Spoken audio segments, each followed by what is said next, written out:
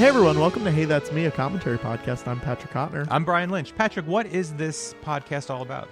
On this podcast, we do audio commentaries for movies and TV shows with the people who worked on it who never got to do commentaries on them, which I think is a good idea for a podcast. Well, I hope you think it's a good idea. It was your idea. It was my idea. I just, Patrick and I grew up loving commentaries on, I think, Patrick, you were mostly Laserdiscs growing up, but... Laserdiscs and HD DVDs. I was beta tapes. Wow. And the only commentary was my dad talking over it in character, guessing what the crew would probably say.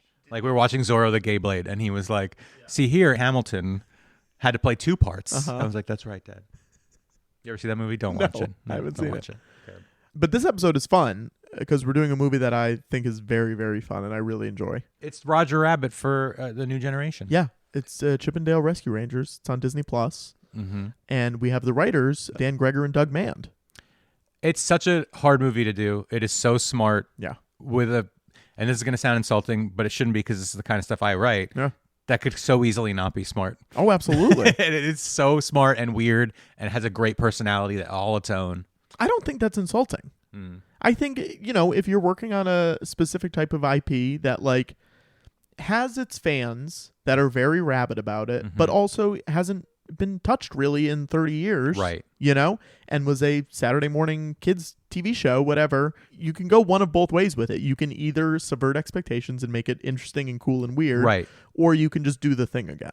Well, I think in a world where like stuff we make is just called content, it's really hard to push this thing through and have this completely original kind of movie being made. And I'm so grateful that it was made. And this kind of movie makes kids funnier. Because when my kid watches it, they watch it over and over and they figure out the jokes and like, what does that mean? That's weird. And then they write their own stuff. Sure. That's what I did. I watched Tootsie over and over and now I'm super funny. Was that the movie for you? I asked my dad to take me back twice to see Tootsie. Wow. And 9 to 5. Those were the two. Wow. Yeah. And I still watch them. They're still in my top favorite movies. I love them so much. So we'll do that commentary next week. We're all going to watch Tootsie. Great. With Dustin Hoffman and Bill Murray. They're both here? Yeah, they're both here. Well, they're notoriously easy to not only get, but to get along with. Yeah. So I can't wait to have some fun memories of the gang. This movie's great. It's got a really good cast. The animation on it is very cool and so many different styles of animation. Yep. But I love Roger Rabbit, and this movie is the closest thing to a Roger Rabbit that we have gotten or probably will get. And in one moment, Roger's there. Well, not just Roger. Like in one moment, it is a sequel to Roger Rabbit when the villain reveals something that is very... That is true. Yeah. Rabbit-esque. Yes. Roger-esque. It's fantastic. My favorite joke in the whole movie is the detective who uses his clay hand to get fingerprints and then scrapes the piece off with the fingerprints. The funniest. I wish I'd come up with it. Really but what would I have written that in? Minions can't do that. They're not clay. Yeah, Patrick, what a stupid thing for you to say. So it's on Disney+. It's on Disney+. I think it's only on Disney+. Yeah, there's no physical release for this movie. And it's not on Amazon. I don't think so, No. So that's unfortunately the only place you can watch it, but I think it's worth it. And you know what? You can sign up for Disney Plus for a month and then cancel it if you really want to. Or just listen to it. Yeah. Listen to our podcast and learn about it through that. Yes. I think this conversation is a cool way to hear about how to write a project like this in the IP space without it being boring and stale. That's correct. And they're two very interesting guys who've worked on a lot of very cool things that are not similar in tone to this movie. They're working on the Naked Gun reboot That's now right. with Akiva Schaffer and Liam Neeson and Pam Anderson. Crazy. The trio, the big three. It's good casting. Yeah, it's funny. Fun. It's going to be funny. Liam Neeson's fantastic. Yeah. So pull it up on Disney Plus, and we're going to start it on the count of 3, 2, 1, go! So the Easter eggs in this movie start before the movie starts. That's true. If you think about it. Tell people what they're about to say. The Disney castle is about to get turned into many different things in keeping with the theme of this movie. You're going to see something from... Frozen? I'm trying to make it go. I'm trying to make it... Frozen? No. Okay, let's see it. Wow. Let's see Frozen. Very close. You're going to see something from... Come on. Frozen. Aladdin. That's Aladdin. Little Mermaid and Incredibles. There you go. Okay, now let's introduce ourselves so everyone... Okay, I am Doug Mand. I'm one of the writers of the movie. And I'm Dan Gregor. I am the other writer of the movie. I'm Patrick. I'm Brian. Great. How did you guys meet? We met doing sketch comedy at NYU and then at UCB. We started a group called Hammercats in college. That we did Dirtiest Sketch Show. I believe we pissed our pants on stage, and Owen Burke was like, "You kids have got it," and he said we had to come over to the theater and start performing there instead. So he came to NYU to come see. We this. were at we did the NYU the Dirtiest Sketch Festival. While we were at NYU, we were performing at UCB and trying to get on stage wherever we could. Wow. As college students, and then we got a run. And Owen loves when people piss their He pants. does. Yeah, we should make that very clear. This Wait, is that this is a true? very inside That is all podcast. true, yeah. Huh? That's fine. Sorry. Yeah. We're right away. Dirtiest Sketch and Owen Burke. Anyway, this is Do over you hear the people turning it off yet? over the cutest little chipmunk. So we'll skip ahead and then we'll come back. But how did this movie come into existence for you guys? Okay. So we'll go back and For forth. years we were sort of like we were sort of developing this art. The producers Todd Lieberman and Alex Young had wanted to do something with Chippendale Rescue Rangers, and we were very adamantly opposed to doing that. We thought it was a bad idea, that it was the sort of property that nobody really cared about anymore, and it didn't have a logic to doing it. And they were just very adamant with us. They're like, please, just bring us anything. And we're like, all right, man, we'll bring you like something, but it's going to be weird. It's not going to be what you want. And so we basically pitched them this idea of a sort of LA Confidential version of a cartoon world, that's sort of in the Roger Rabbit vein, and they loved it, and they just let us kind of go wild and then on it. Disney loved it too, which was the shocker. There was Mandeville, the producers, and then we brought it to Disney, and this guy Louis Provost, who's a great executive over at Disney, and he was like, "Yeah, let's just do it," which shocked all of us. And then Dan and I wrote it, and we were like, "Okay, we're gonna write this, and no one will ever make this, so let's just make ourselves laugh." But really, when I'm looking at this now, I'm like, so many of our original ideas are actually still in this movie, and that's kind of luck. Like, that doesn't usually happen, but a lot of what we initially pitched is still there. That's wild, and it's wild that they liked it because it's weird. Yeah, and it's so wild. It fell into a helpful moment in time where it was dead for probably about 5 years. And then Disney Plus launched, and they were like, "We just need movies. We need movies." And this script was like ready to go. They liked it. They were like, "If you can do it under a certain number, we'll do it." And it also coincided with Akiva Scheffer like reading it through Todd and Alex at Mandeville. So like it was a wonderful combination of like Disney Plus coming out needing content, and then Akiva coming in and being like, "I like this movie. Oh wow, I want to meet with the guys," and that being like enough to be like, this is exciting. But we pitched the movie in 2015. Had other directors looked at it and been like, "It's not for me"? I'm sure they sent question. it to the usual suspects. Yeah. But Akiva was sort of a pretty inspired idea for that Todd Lieberman had. So every little thing in this movie did require getting the rights to it, and that it's one of the miracles of this movie is that we jokingly but accurately say that the most important people on this movie were the lawyers. They worked their asses off to get the rights to everything. A really important part of this movie for us was that it would not feel like a Disney advertisement, right? That because the moment it feels like, no offense, Space Jam, where it's like you're in the the IP-averse, then it kind of starts stinking, and so it was really important that this movie pull from all different walks of entertainment and cartoon history. And so it required the lawyers and the producers and Akiva really just making personal, individual contact with every single rights holder for anything in here. It also meant that for every joke that's in here, there's probably 5 to 10 versions that were not this because we didn't get the rights. And so we just kept having to sub things out over and over and over. Do you remember anything that you guys really wanted that weren't able to get in? I mean, the biggest one that was like essential to the movie is that we were there's a big character in this movie named Ugly Sonic. It's played by Tim Robinson. Yep. Really like a bit of a breakout character. He's Yeah. so funny. and forever, all the way through animatic and what we initially wrote too. And I mean, there's an animatic Yeah. where it's like animated for this, and you can see it. You can see the dialogue. It was Jar Jar Binks. Oh wow! And the idea was Jar Jar Binks would be sort of this, Ian McKellen kind of Shakespearean Jill actor Jones type. like had this great voice. Yeah. Forever be haunted by this one choice he made. Right, where he's That's just a like, great idea. yeah, he's like, I was Othello on Broadway, and and now I've been reduced to a Gungan. And Ugly Sonic ended up being fantastic and popped, but we were devastated that when that didn't. We were like really. And that is interesting because, by the way, this cameo is. Oh one my of the God. best. We got to- MC and we got to Scat meet Cat. her. We were there, and we got to meet her, and she's a wonderful. crazy detail is that she is the rights holder to MC Scat Get Cat. out of here! That's Oh, right. And wow. so that's actually how she ended up in the movie, is that we had to reach out to her to get MC Scat Cat. and once that conversation started, she was like, well, if you want MC Scat Cat, I want to be in the I would movie. love to come along. Yeah. and so she's cool. friendly with Todd, our producer, and she with was MC awesome. Scat Cat. Yeah, exactly. Yeah, I yeah, know. she's- And that guy parties, guys. Yeah. Did you He's hard to have get in touch Did you with. have a solo album growing up? Did I have a solo album? No, I didn't have a solo album. I did. Yeah. He I had- had it. I M- brought it to college, and people did not think I was. did you cool. say? Yeah. MC Wait, Scat Cat had his like own- for real? Yeah.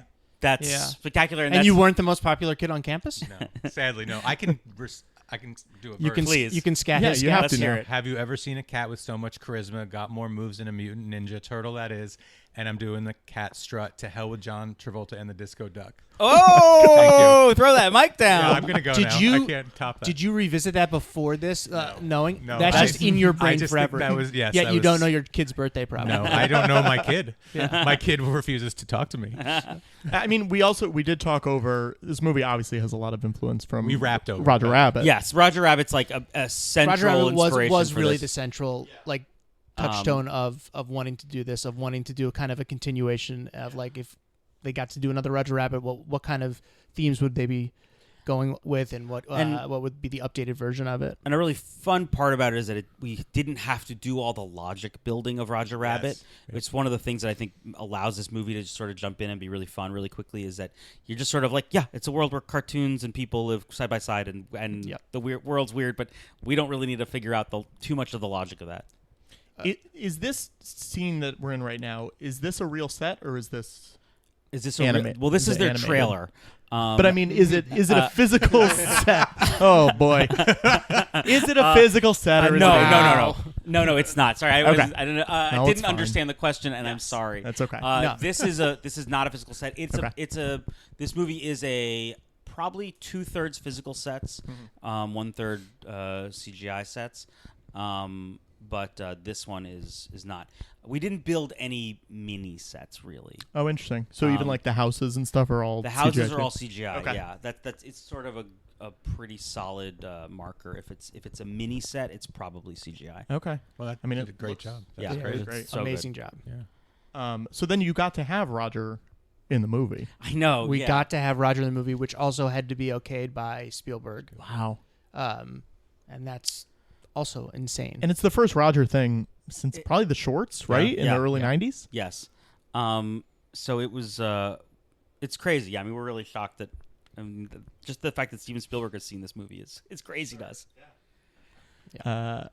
So what your original pitch for this movie, how different is it from what showed up? I know you said a lot of the stuff stayed in. Was there any like major differences that I mean, the major difference is that there was a much bigger sort of second act plot twist where you find out that Dale sort of orchestrated the kidnapping himself. Wow. As a way to like get closer, get back in the limelight. He did it with Monty, and then it went wrong. So he did it.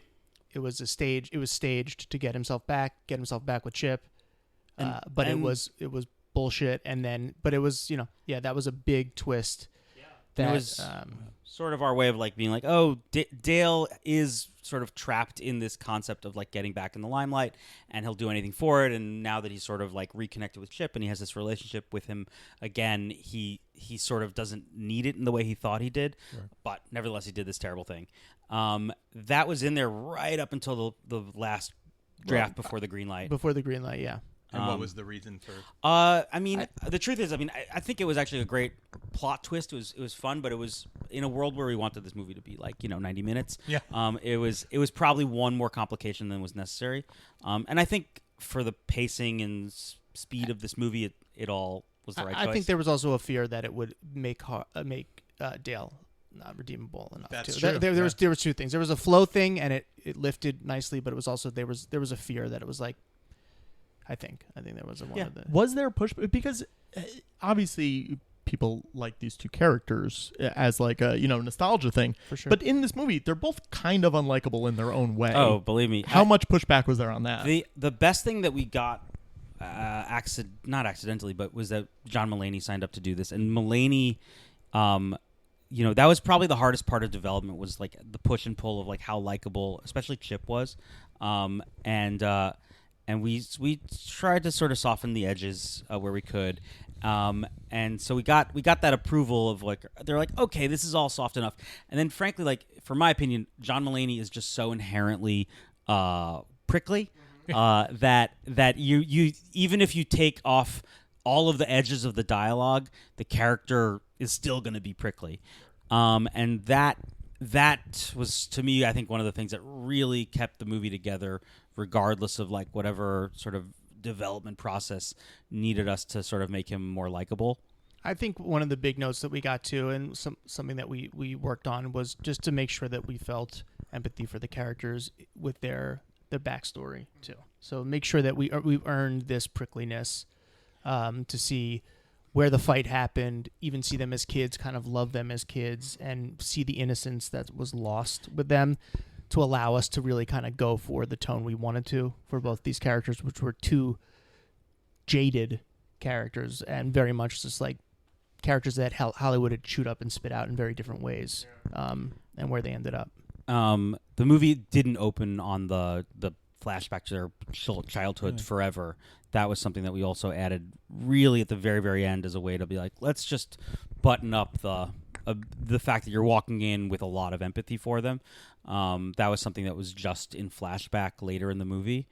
And so making that the opening, I think, really like allows you to just come in and be like, oh, this is sweet, this is fun, and I don't have to like feel like worried that they're just jerks.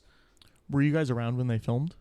Yeah, from soup to nuts, we were there for everything. I mean, filming was an interesting thing because Kiki Lane obviously is Ellie, the human cop, and so that was stuff where there was real like on-set writing and alts and stuff. Sure. But there's very few real human actors in this movie, and so the majority of even though it was a 40-day shoot, it was mostly just like plates and weird action and like it was a weird.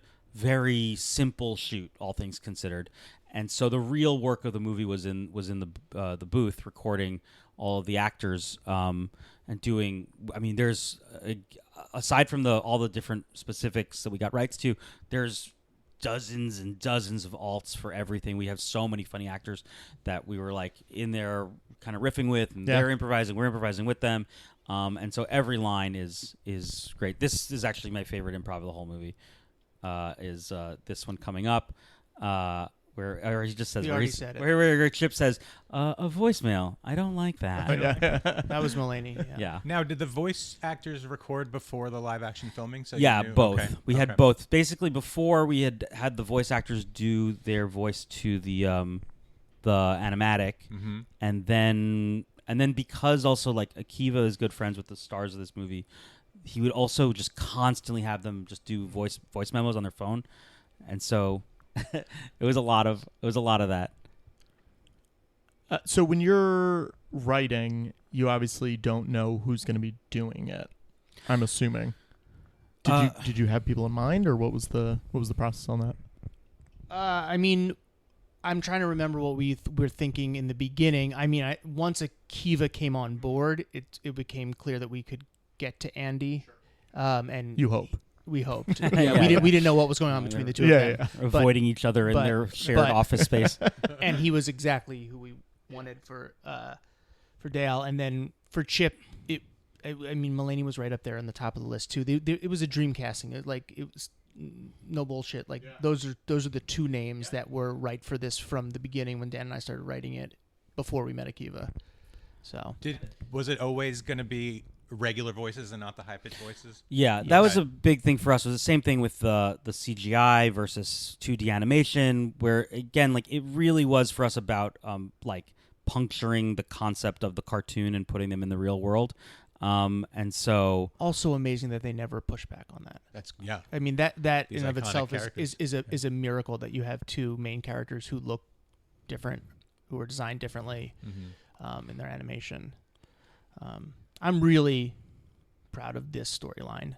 This is an early storyline that Dan and I had from the initial pitch, was that for Monty and for these cartoon cats or mice or whatever, that cheese is cocaine. It's drug. It is drugs, and all these all these old versions of them, like their eyes going crazy when they smell cheese, was just like, oh, that's drugs. That's their drugs. the one line that got knocked out that I always remember was that they were like, that goes too far, was he's, because the cheese will sort of lift you up and you start floating. Yeah. And so Chip was like, Monty, you're high.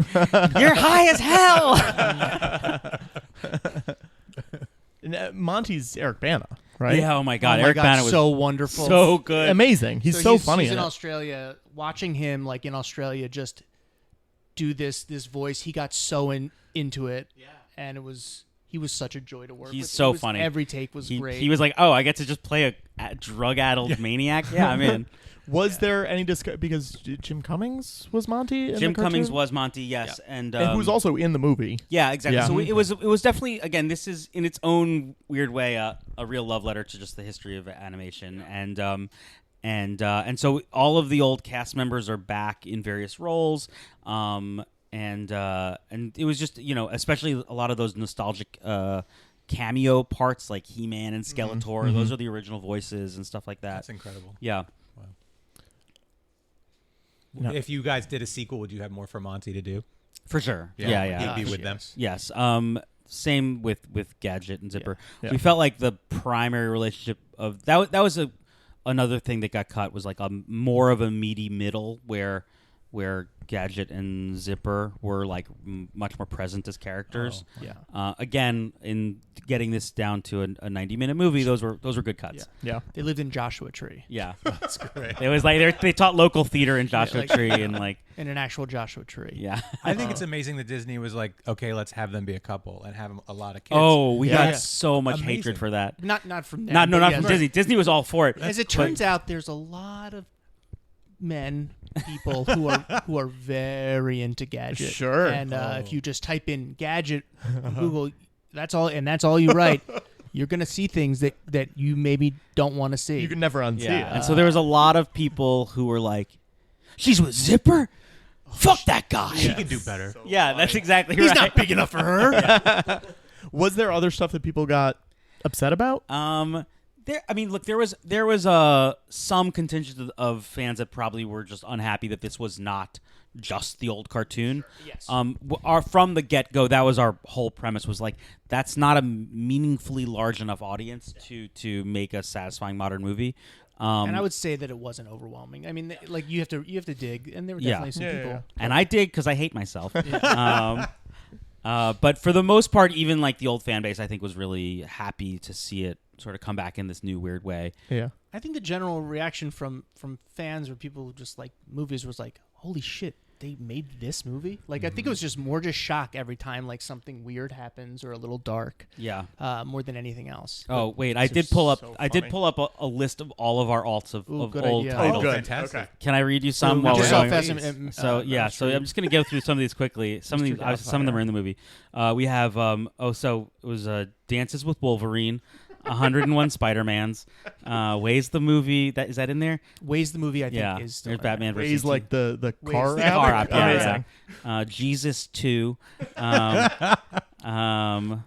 The new no, this is done. The Also, new, they let Yeah. us do a Chippendale strippers. oh, I know, shocking, right? Like that's also crazy. Two jokes too. I know, Yes. I know. And they let us go to the location. I We're know. backstage, but we Nuts. know what's going on out front. This there. was another one where they were like, they told us you can't do it, and they were like, and then we were just like, well, what if we just But had the can't doctor not have sleeves? Sure. Sorry, go ahead. Oh no, David. please, yeah. Let's see. We have Gone with the Wind and Mummies. Graduate 2, Summer School. Let's see. Oh, this has just became real. Top Gun: The New Class. That is actually just what happened. Round. Yeah. They owe you money. Yep. That's how that works. Lawrence of Arabia 2, The Rise of ISIS. And they didn't let that one happen? Oh, that's we were weird. shocked. Oh, The Seventh Sense, I Taste Dead People. 4 Weddings and a Funeral and Godzilla. Oh, my God. Gladiator 2, Under the Tuscan Sun. There you go. 16 Mile, You Got Several More Shots. Oh, that's so funny. That's one of my favorite things in the movie. That was he an can scrape his own. That hand. was an original. That's an original. That was from the first draft, yeah. Yep, that's right from the original. But also even getting just J.K. Simmons too. Like, Oh, God. come on. but just this part of the animation is spectacular to me. Just the ability to do like a convincing claymation, where again you see like he just moves totally different than the rest of the characters even. So it takes a totally different kind of animation style to pull that off. And like the fact that you could say to us, "Oh, that was real claymation," and we would Yeah. be like, "Yeah, Yep. you're right. Yeah, Yeah. it is." It's amazing. Did Spielberg have to sign off on E.T.? That one I'm Good pretty question. sure fell under parody. satire. Yeah, Yeah. parody Oh, satire. interesting. That Okay. was the parody satire was the central pillar of a lot of course, jokes. yeah. And Ugly Sonic especially. We had to pull a lot of Ugly Sonic jokes because they didn't. We had to really spell out that this was a. Yeah, This is- every line Wow. needs to be in some way in relationship to the thing you're I'm not parodying. Sonic. Yeah, and so we did lose quite a few great Tim Robinson jokes because of that. But nevertheless, I mean, I think what we were able to keep was still amazing, and for a company like Disney to allow even that level of risk is rare. I assume he wouldn't be able to do it. Was the conversation ever, "Let's try to get Ben to do this"? Well, no, that was a big thing. Was that it's not? It's Yeah. actively That's not- what I assumed. Yeah. Yeah. He probably would have done it. He Yeah. definitely Yeah, would sounds have. like he I think would. Ben definitely would have done it. Yeah. We came up Operations Gate with Ben, Same time. same Yeah. exact time. Hot Sauce, Yeah, that group. Adam Pally is one of our closest friends. our Adam- former writing partner. Adam, myself, and Dan were a 3-person writing team for the first Oh, interesting. 4 years of our career. We sold things together. What was the first thing you guys wrote together? We wrote a thing called We're Internet Millionaires, which was basically we were like in the same sort of social circles with the College Humor people in New York, and we went over to their offices to do something with them, and it was the first time we were there, and we walked into this cavernous mansion of an office in New York when we were all in our like early 20s, and we're like, holy shit, these fucking 23-year-olds own an office These building. idiots are running an office. and we like left, and they were literally just playing with racing cars in like these corporate offices, and we Can't left. stress how dumb they were.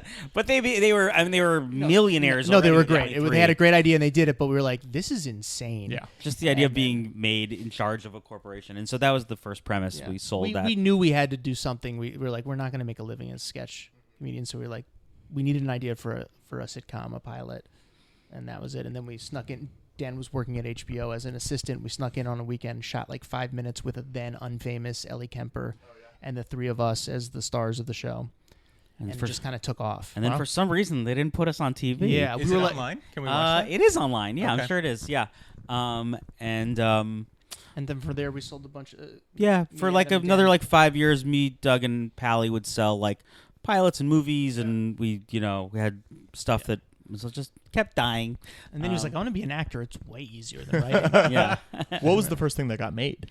The first thing that like really got made, I mean, we were in sort of nonstop development. We wrote a sketch show with Pally for E that it was just aired once, but that was really more that like really got on TV. We then got staffed on How I Met Your Our Mother. biggest break was probably How I Met Your Mother, because we had been developing things and we were attached, and it was like nothing had been produced, and then we staffed on How I Met Your Mother and wrote there for 4 years, which is also where we really learned how to write television there, and got so much. We wrote over 100 episodes of that show and produced, and it's really like things broke open more than Yeah. Yeah. We established us as not just like the kids from like the basement of Gristedes doing comedy. Did they let you in on what was going to happen at the end of How I Met Your Yeah, Mother? the first week. First that was week. like one of the first things. And they I told us. never told my wife, and Dan told his wife immediately. I was always like, my wife was still mad. I was like, I can't tell you. They told me not to tell anyone. Dan went home immediately and was like, Yeah, man, She's that's dead. what marriage is. Because they had shot it already, right? Yeah, basically Yeah, at the end the of season kids, 1, yeah. they knew these kids were getting too old to continue with that, so they prepared. Oh, there's ways in the movie. There you go. I love this car so much. Yeah, I know. This was always an idea too. This was from original draft, Dale's old Mercedes that he bought in his heyday. That is falling apart. I'll also shout out the the California tax credit. God bless it. Otherwise, we couldn't have shot in Los Angeles. But I really think it elevates this movie that we're like these exteriors are actually in Los Angeles and Not Atlanta. yeah. And we started. The movie's beautiful. Like it looks fantastic, and it's Larry Fong, right? Who shot Larry it? Fong- Larry oh Fong. my god! It's Who- so we were just talking about Lost. Shot Yes. the pilot of Lost. Oh my shot God, I did all not of know that. yeah. Yeah. Shot a lot of Zack Snyder looks stuff. great. Wow. Yeah. looks it hits all the modern stuff. Akiva wanted a lot more of the sort of a Bad Boys aesthetic, and so that's a big part of this thing that he brought on. I think when we sort of first conceived it, it was like much more like smoky noir, Grittier, smokier. He was like, no, this is Bruckheimer. This is, or, you know, yeah, yeah. But I really love where it all landed with that. yeah. Back to writing. What do you think is the last thing you guys are going to write together? Well, Thank you for coming on this show. Yeah. Is that Wow, soon? It's ending soon? I was going to say the eulogy at my funeral. Oh, here's a sweeter. That's nice that you're gonna write that together, though. Yeah. Do you know, I really had that thought the other day. I was like, I don't even know what I would say. At my You funeral? won't spoil his death for your I wife, don't know which is who's good. going first. Well, but- fuck you. Why am I going Not first? fuck you. This was supposed to be nice. I was like, I was sad thinking about like, I just volunteered to die first in this story. okay, and I volunteered to think about what I would say. Would you like to give it a try? Dan, what was your last name? So is this on a backlot? Yeah, or this is a where- backlot. It was a studio, like sort of out towards Malibu, up in the hills there, next to a youth detention center, and Old stomping grounds. yeah, This is just an actual city street backlot. Also, that's Rachel right there. That's my wife. Rachel is one of those characters. Oh, I didn't say that's me, but Yeah, that's it's my Rachel. wife. Yeah. You've Mr. Natural. That's my beard. Yeah, I know, right? That's crazy. This was okay. This is a delight. yeah. So we really did get the Henson puppeteers to come and do these puppets. And this is a mix of CGI and real puppetry.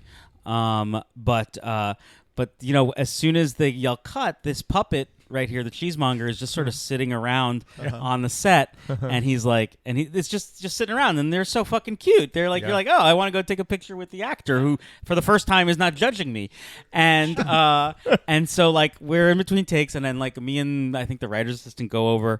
And I'm like, just take a picture with me. And like literally, like as we're taking a picture, the Henson puppeteer comes over and they're like, do not give him a personality without me. And Wow, we're like, yeah. and they're very, very dogmatic that they can't be like filmed dead, basically. Sure. They have to always be existing within their agreed upon humanhood. Honestly, respect it. And then you said you don't understand. I'm the one who gave him a personality. Yes, to that's begin right, with, that's so- right. I'm God.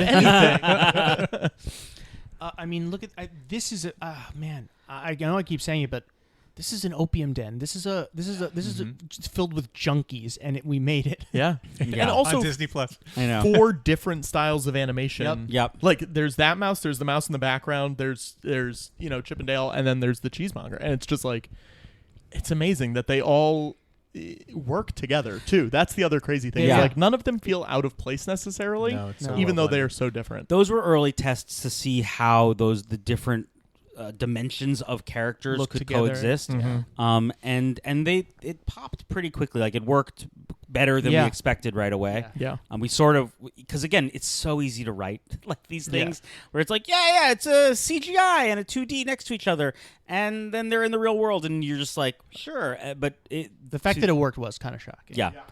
I had anticipated that might be the moment the whole thing falls apart. Yeah. When they realize that this is structurally a terrible idea. Did you have to do like a pitch reel or like a test They reel. did, Yeah. they did a proof of concept Yeah.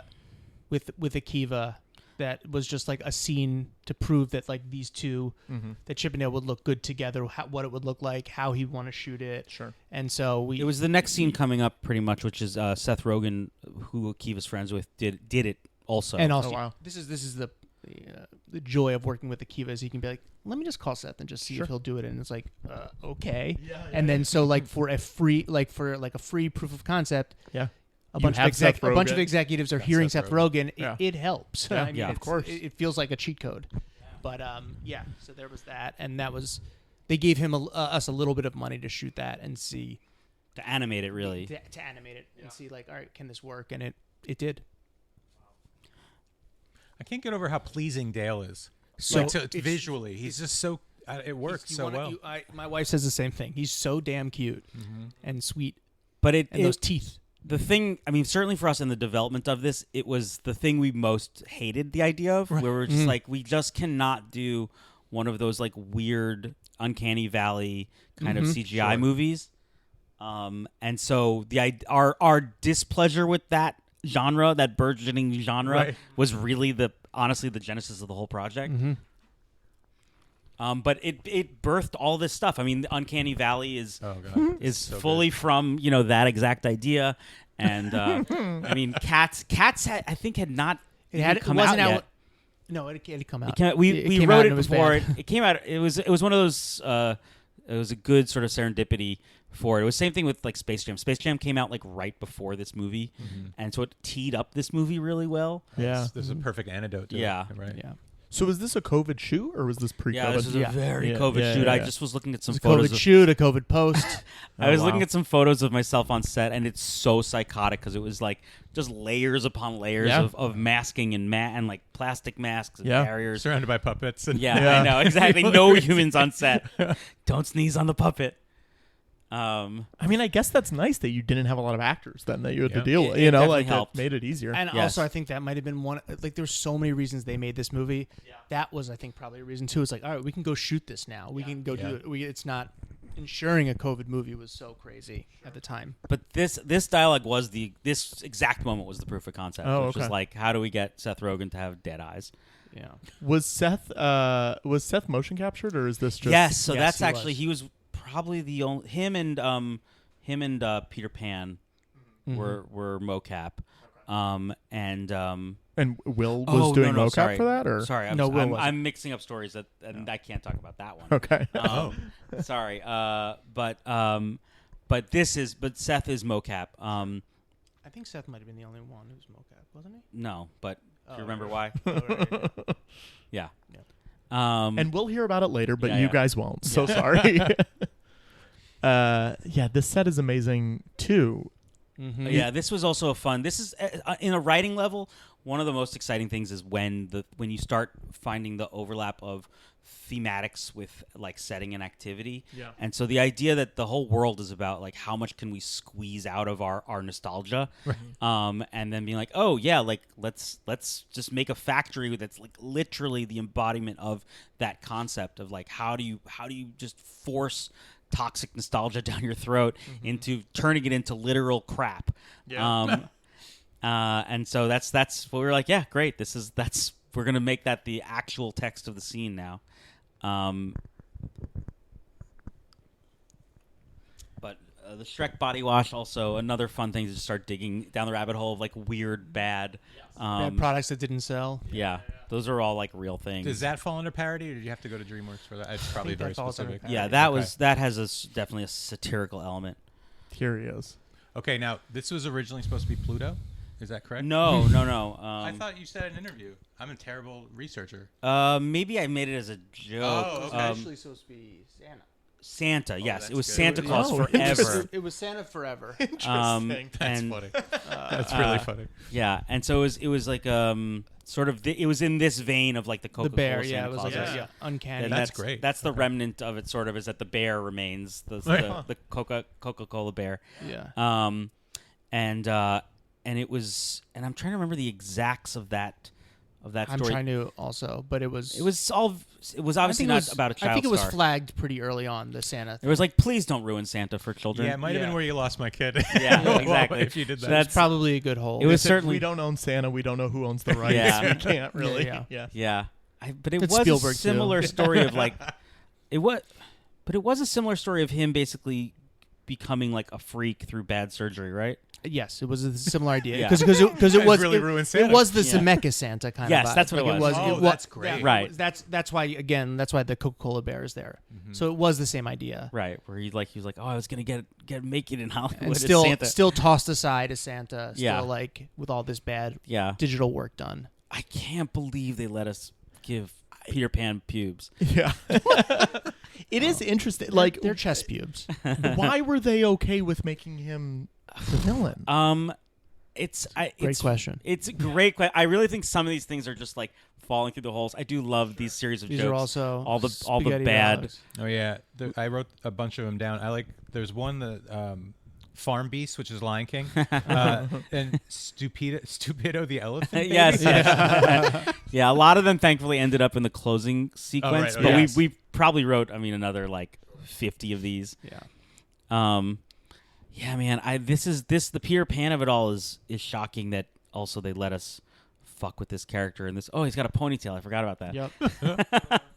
Yep. Was there any conversation, and this is, I don't know if anyone has brought this up, the kid who played Peter Pan. Well, that was the biggest controversy in the movie was like that and we genuinely had no fucking We clue. had Of course, we yeah. we had absolutely no idea. And that there was a tragic backstory to the original live-action Peter Pan child star. But the truth is, again, it was not meant in any way to be a personal one-to-one comparison to that real person who had an awful story. But it was obviously meant to be a genuine critique on child stars. Yes. And that's something we'll stand by as like a perfectly fair area for satire. And also not a critique on child stars, but a critique on the system of on making child stars. the system that chews up. Not and a spits out. hate child stars. No, child star. Not no. a critique on Brian putting his son in any of his movies. No, no, never do not that. at all. Who would do that? Yeah. So we had no idea, but also, we weren't really poking that much fun. No, at of him, course. really. Yeah. But yes, that's the. I was just wondering if Dave Bolinari, that's originally Dave Bugliari, a real agent. Okay. Can we say that? Yeah, why not? That was That's original. That's an original. that was in the forever. I think that was one of the weird little things that made this movie Which like is just popular. a great name. Bugliari was it's just great. like, Yeah. and then and then it was so inside baseball. They're like, love the Bugliari things. It's just such an interesting, crappy last name. And He's a real agent at CAA, Yeah. and he and so it was in the script as Dave Bugliari forever. And I think it was a little secret like trick that anyone who read the script would be like, I know Dave Bugliari. Yeah. So in the credits it says no characters are related to Yeah, anyone living or dead exactly. except for Dave Bugliari. Yeah, exactly. Yeah, and then just again like same thing where it's like, oh, it's this disgusting Lego Miserable. There you go. See, that could be made. That I honestly 100%. at this point I'd be surprised if they don't go into that genre. They should. You hear that, Lego? We're interested. What do you guys think Akiva's biggest strength is as a director? Oh. Because I you've mean, worked with him twice. Yeah, now. we just finished. We're in the middle of the edit of our next movie with him. All right. Well, I mean, look, Akiva is incredibly talented at so many things, and we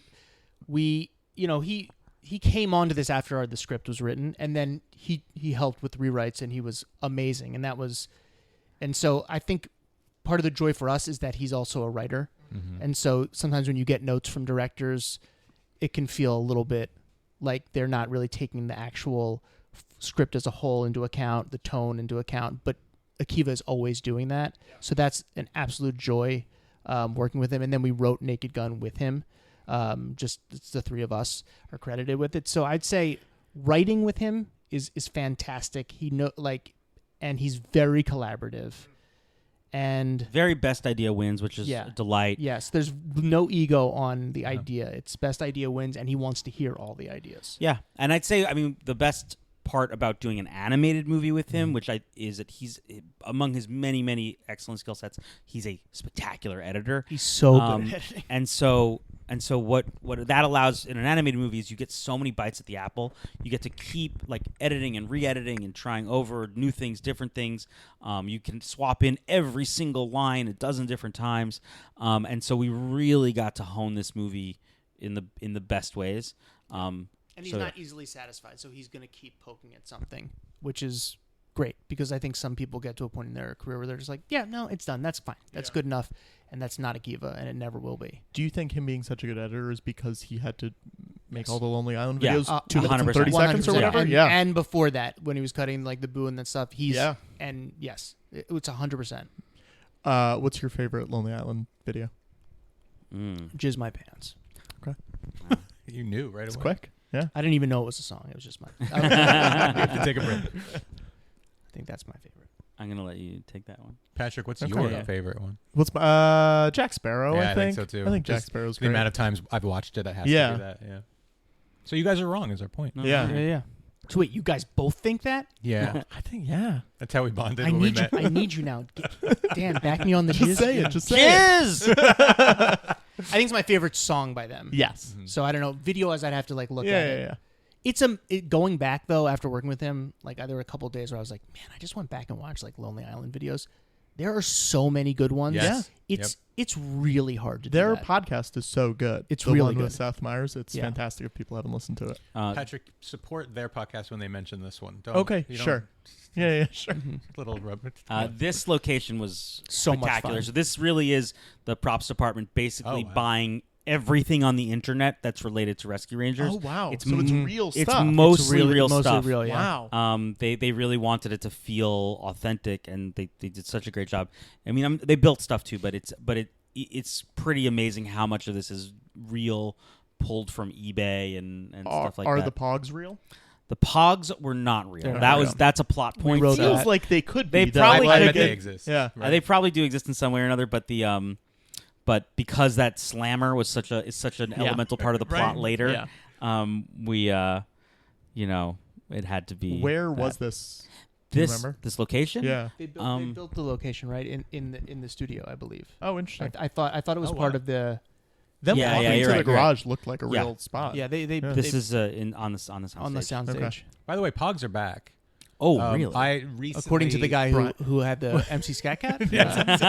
Pops are cool, bros. Pops are back. Yeah. I don't know. I'll wait to hear from someone else. Hey, dudes and dudettes, Brian get on owns here. so I- much stock in I don't know. Pogs. I don't own a He just Pog. owns But- Pogs. no, I don't. But I made a Pog joke recently, Uh-huh. and the official Pog Twitter responded and started following me. They're trying to reboot Pogs. Whoa. When you get a Pog, you They also can get afford a digital, Twitter account? a digital Pog as well. Woo!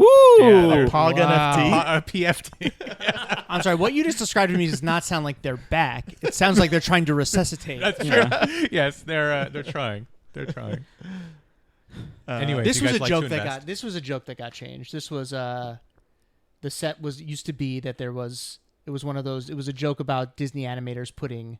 Oh yes, that was one. genitals into things. Yeah, there was a joke about it being. This was a collector's item because Oh. in the clouds you could you could see. see like Oprah.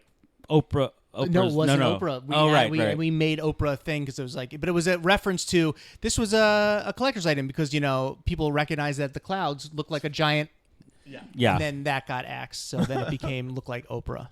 That's funny. Did she have a hard time? Because she wasn't acting against Oh, anyone I at felt any so. point? She I did thought a you great meant job. Oprah. I was like, no, Yeah, Oprah really took umbrage with this was movie. cool. She's just into Pog, so it was Oprah's perfect. back. Yeah, No, I'm sorry. Kiki was great. She was awesome. It's such a thankless job to be the only human on set with a bunch of tennis balls.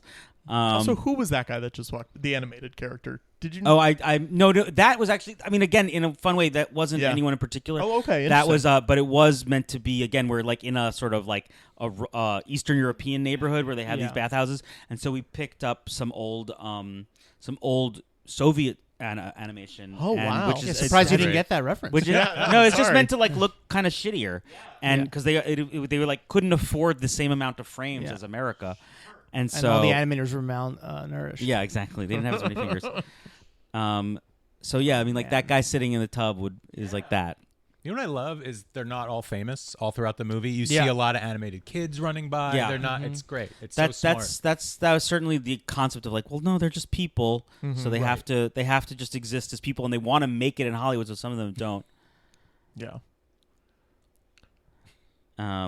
Yeah, this was also just a great location to just have as many Easter eggs as possible, and I mean, there's a whole run through the pipes where you start seeing and a great physical location too, like the part of it at least, the exterior for sure. This is the Biltmore, I think, right? Oh wow. I forget. Okay. Did they have like dolls standing in on set for that? Yeah, we had dolls sometimes. My favorite one was So great. gross. Dale just said gross. Yeah. This was just a call Akiva made, or a text to Trey and Matt, being like, "Hey," and he's just sent it to them. You picked the perfect character too to be there. It's so great. Yeah, this was he's got nuts in there. Great. Moana macadamia nuts. Yeah. We were talking about dolls on set. Oh, the dolls. Yeah. Lieutenant, the Gumby character was actually on set on a little like Segway thing? Segway, and that was delightful. Did you guys do test screenings? Yeah, we did do test screenings. And a couple, maybe like 3. I remember 2 or 3, maybe. One day was a real A/B where it was like we had 2 going at the same time to really test various things on other sides. Yeah, it was that was always helpful. I mean, with a comedy, to be able to like really test jokes is great. How far in were the animation though? Because when we've done it with movies I've worked on, they're animated. It's hard. The kids always bump against certain things, or even the adults. It was pretty far. Okay. It was the type of thing where we were. I think we were far enough along that the jokes were. It was really just a handful of jokes that would switch. Okay. Mm-hmm. This is what is his name? Yoni. Yes. Anyway, this is always like this. Actually, this is something that I will really give Akiva credit for. Is this rap coming up? Forever, we had a different kind of rap in here where it was the goal was in our minds to be like as cheesy as fuck. Where it was like oh, this is the rap you would see in Alvin and the Chipmunks. Again, another very original. Like one of the first ideas we had was like, oh, they make these chipmunks rap. They would hate that. And that means they would mention it and then have to rap at some point. And we kept trying to figure out what the rap would be. But again, it was supposed to be like the lame. We wrote a version. We wrote several versions. We wrote a lot of lame ones that were fine. And man, this is just Andy and this is just Andy and Akiva just being mostly just improvising and being like silly. They got together apparently one Saturday and just were like. And just figured this angle out, and it's they're like, good. Instead of them being cheesy, what it's like, no, this is the realism is that they just have to improvise it, and they're not that talented, right. Yep. So that was certainly one. We went through a couple screenings with the old rap, and it did okay. It did good, but Akiva kept feeling like there's a better version. He was there. right. It's not launching in the way we want it to. And he was 100% right. Had you guys ever written raps or songs for anything else, or was this? Oh, I write lots of raps. Yeah. Please don't. No, give me a beat. Give me a beat. Come on, Mark. I see it. Give me a beat. He's kidding. Don't. No, you should wait to release that under your pseudonym. Please don't. Not really. You weren't pitching Paul Abdul like MC Scat Cat raps and stuff. No, that would be your job. No, I would just do the classic ones. Yeah. I have no new ones. Do you guys have an idea if a sequel ever came into the world? We did, but ultimately we are pretty confident that a sequel will not. Sure. We know that they're internally. We've heard that Disney is very happy with this movie. Like they feel like it's something that they haven't done. They're proud of it. But it doesn't seem like something they want to open up their pocketbooks to just like explore again. A lot of people did this also at a good price too. Yeah, that like if you were to come back, they would rightfully be paid more, us included. What's your idea? Go on. Or even a TV show. But yeah, when it came out and it was received so well, Dan and I definitely got excited, and everyone did. Everyone, of course. Yeah, it was like we did have some brainstorming sessions with Akiva and with the producers and stuff, and we did feel like there was more that we could probably explore if people were hungry for it. But we're saving that, guys. I'm sorry. Okay, that's fine. Dan's saving it for his rap album. Yeah, Patrick, do you have any ideas, Patrick? I'll take them too. Yeah, I think that you guys should just like do the TV show. Oh man, yeah, like I love that TV. That's what people want. That's what people want. Just do the TV show. Patrick part of it now. Yeah, Yeah, this is my idea. I will say I Give go. us such I a non-idea I idea. would love it if you guys were like, that was our idea. That was what we were thinking. I just did Gadget's Go Coaster at Disney with my daughter. Oh, it's good. Yeah. It's a delightful ride, and also there's a part of me every time I'm in that area where I'm just like, just fucking put something about our movie in here. Yes, that'd be awesome. Something, and then I get pissed. It is There you interesting that it still exists. I know. I mean, what's crazy is, despite the Rescue Rangers being this very like dated property that doesn't have a ton of knowledge or traction. Again, we talk about it as like the third or fourth most popular thing on the Disney afternoon. It's true. There were bigger hits. Yeah. Chip and Dale as those like furry fuzzy characters in Disney are like the most popular fuzzies. Yeah.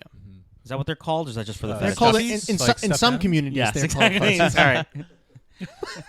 I mean, the thing that I think surprised me the most when I was reading about the show last night is that there's only 65 episodes. Oh, it's or something. crazy. And Yeah. it aired for like less than a year or something Yeah. like Did it that. really? It was before syndication. Right. Like the original run was like it's three seasons. It's right? Yeah.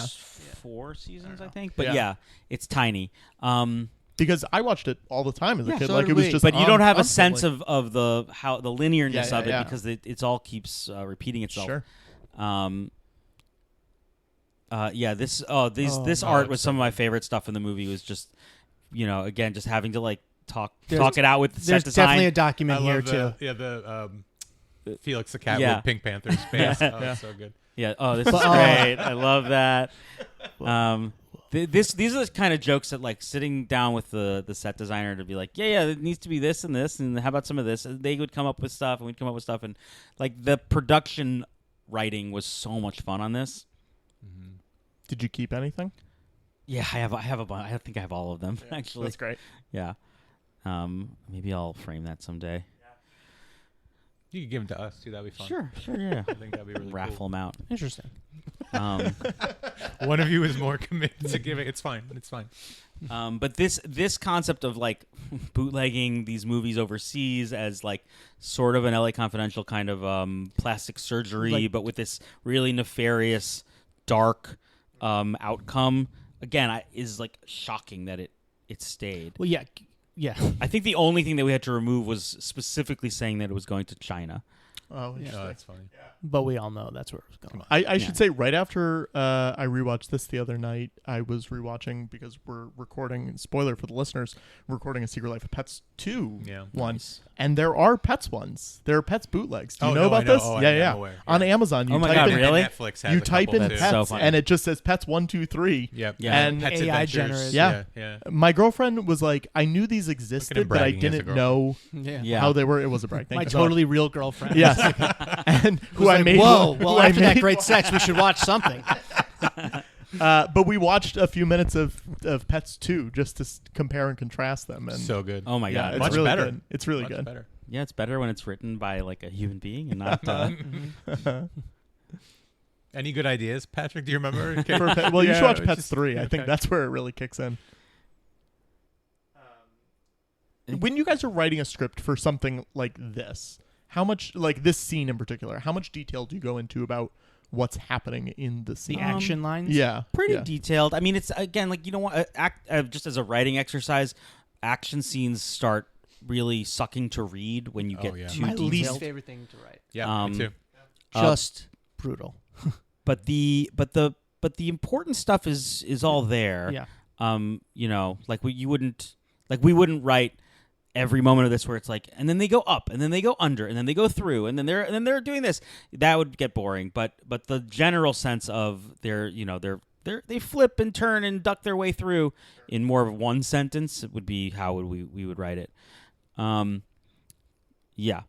So but this is all something that basically is written. I mean, the Snoopy ear was there as a joke forever too.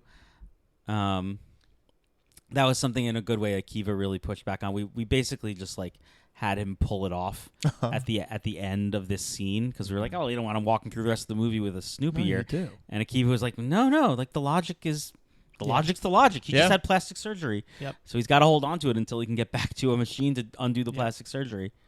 What is the level of logic in this movie? Like, how deep does that? It's airtight. Yeah. Don't try. Don't try to poke Look it. at this. Look at this. This is, So many Easter eggs. It's cool. All right, sorry. Yeah, no, I mean all these Easter eggs are there's Jimmy Neutron's Jimmy hair. Neutron's hair. Yeah. It's pretty tight. I mean, over the course of the creation and managing stuff, there's probably a couple things where we were like, hopefully no one notices that. But we certainly felt as we were developing it like a strong obligation to feeling like this was like a pretty airtight logic. I don't know. Where do you feel the holes are? Yeah. Well, no, I do think it's interesting. Spank me. Well, comparing it to like Roger Rabbit, where a piano falls on their head and they flatten out or whatever. That kind of stuff does not happen as much in this movie. Yeah. So it is interesting just to see the different type. I mean, even in that last scene, that's my wife. Sorry. That's my wife. Even in that last scene when they're like, Dale is pulling, or Chip is pulling Dale out. And he's like, your new body does not get skinny the same way, does not contract the same way. That was, was all meant to be like, damn, you shouldn't have changed because I can't get you out now. Yeah. So that's pretty smart. Yeah, I mean the idea we did talk about, like they can't die in the same way that a human being can die. And we talked about what does aging look like, and I mean certainly aging was a big conversation. Certainly, in changing it from Santa to older Peter Pan was the hardest thing in our own internal logic to wrestle with. We were like, why does he age and the others don't age exactly? We sort of came to this concept that like they just sort of. I mean, the truth is, there was a point where we wanted to just age Chip and Dale too, where like they look like older and grayer and fatter. That got a pushback. But the idea that they, there's some amount of like slow aging, how old are Chip and Dale? I mean, probably Chip and Dale are like actually like 50. Which that doesn't sound that old though. No, that actually sounds like pretty sexy. That's the new 28. Yeah, exactly. Did you find that there were characters at Disney where they were like, either you can't touch this or you can't change them in any significant way?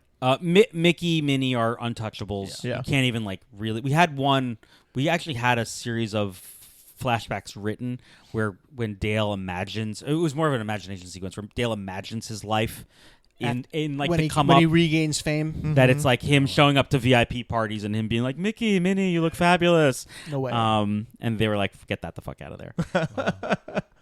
Other than that, honestly, like the only restrictions from Disney were more about their own internal development slate, where they're like, "Oh yeah, this is already coming down the pike too soon. You can't play with it. Don't touch it." Yeah. Maybe Moana was in there for some moment, and they were like, "There's still Moana and Nuts, but it's so small." Yeah. But more like, or like Mulan. That's what it was. Oh yeah. We had the Mulan dragon in there. Mushu. Thank you. And thank you. And that.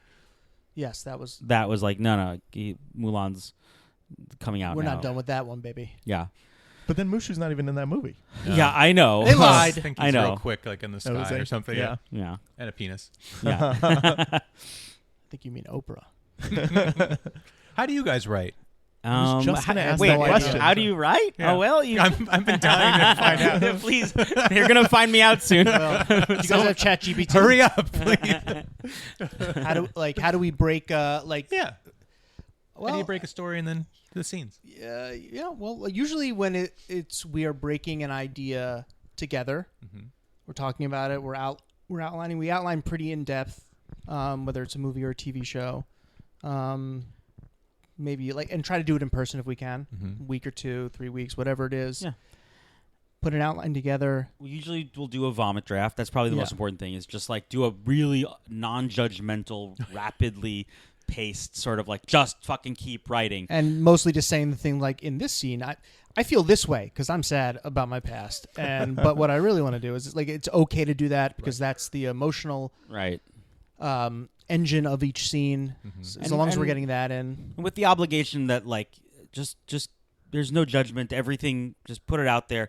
And the truth is, when you sort of free write like that, you end up with good stuff. Like, you jokes just come out naturally and things become obvious. And then you also quickly learn lessons because you're like, well, that doesn't make any sense. How do I get there or there? And, like, all these things are not connecting. And so, once you have a shitty draft, I've always found it's much easier to rewrite than write. That's true. And suddenly you're rewriting a bad draft, and that bad draft is starts to get better over time.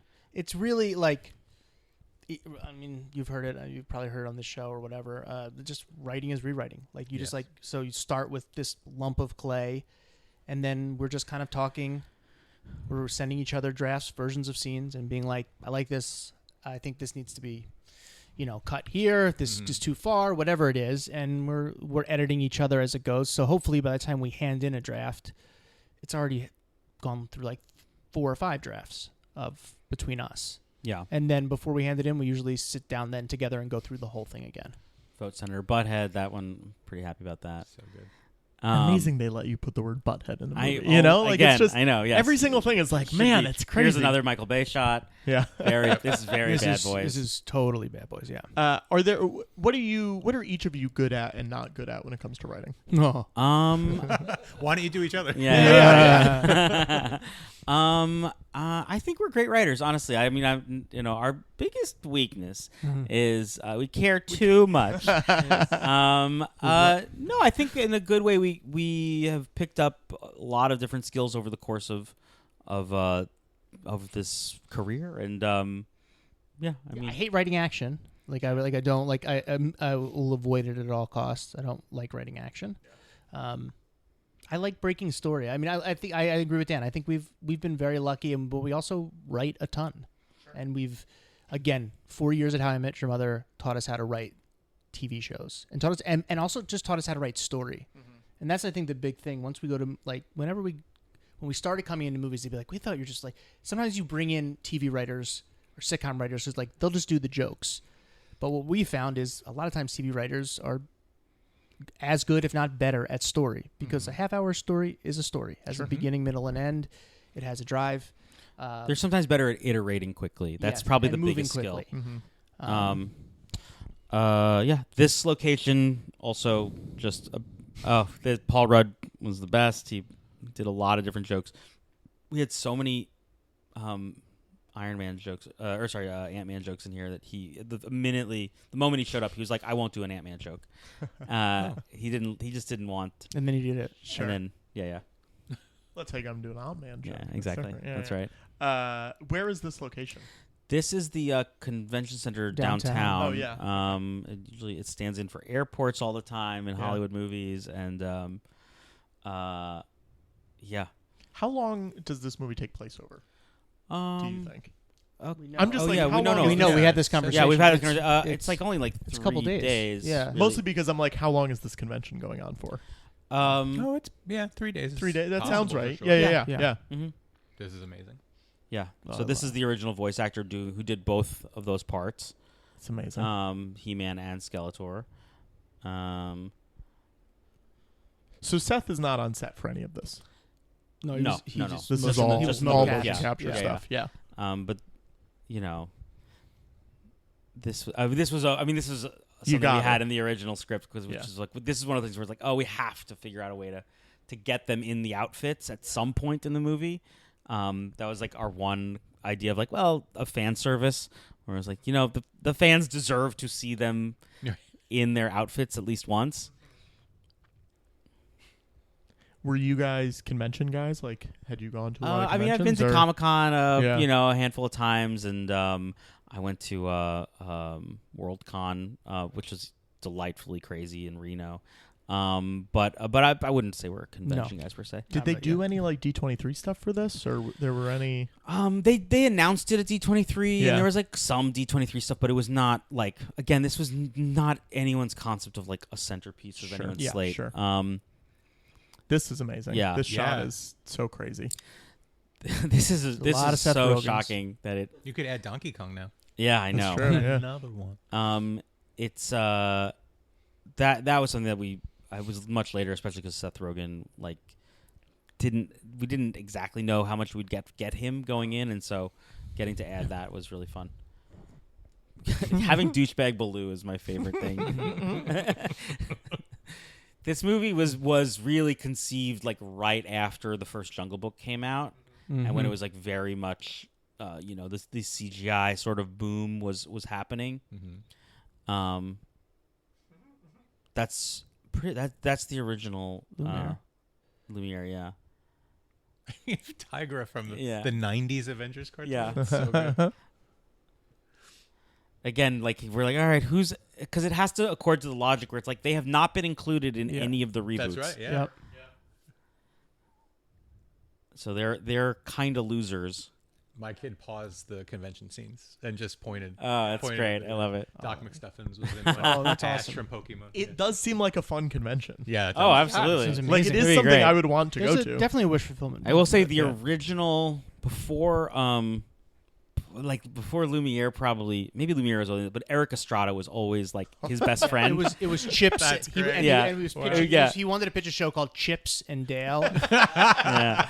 and that was like that was something that came back from Disney and being like, What? no one knows. And especially like what child will be excited Yeah. to see Eric Estrada? But it was Eric Estrada signing autographs. So that was amazing. the original. Yeah.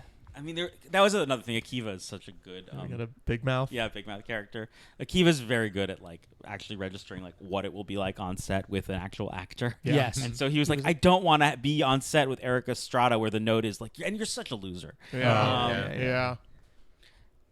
He's just like, I get it. Yeah. No, I don't think you are so sad right now. You're out there just shilling yourself for anything. I mean, Chips and Dale is a stupid idea. I mean, the name is almost good enough to do the joke regardless. We were you know? very, I very know. tickled Yeah. by it. So here's the biggest Okay. Roger Rabbit tie-in, obviously Dip? with Oh, Dip. yes. Yeah, I was so excited. And that was something we were like, we're so happy that we got to keep that. Is it exact same universe in your heads as Roger Rabbit? I mean, look, I wouldn't say that we went back and we could tie every rule of Right. Roger Rabbit to this one, but in our minds, it is. Yep. You know, it's again, and you know, we got no permission to make that the case. Sure. It's just it was again, and that in a good way that Roger Rabbit would have taken place in the 50s. Right. And so this is whatever 60 years later. Mm-hmm. Did I do that math totally wrong? No, no, you're you're good. close. It's Okay, close. great. Yeah, it's Thank close. you. 70. I mean, there's a no little way more, to a there's little no more. way to know exactly. Yeah. Yeah. Just a bunch of writers here. If they came to you tomorrow and said, "We want you to do another Roger Rabbit," Oh, in a heartbeat. I mean, yeah. We've Yes. tried to insert ourselves in that conversation already. Yes. It's been had. The conversation's Yeah. been had. I mean, And ideas have been generated. yes. do you like working in IP?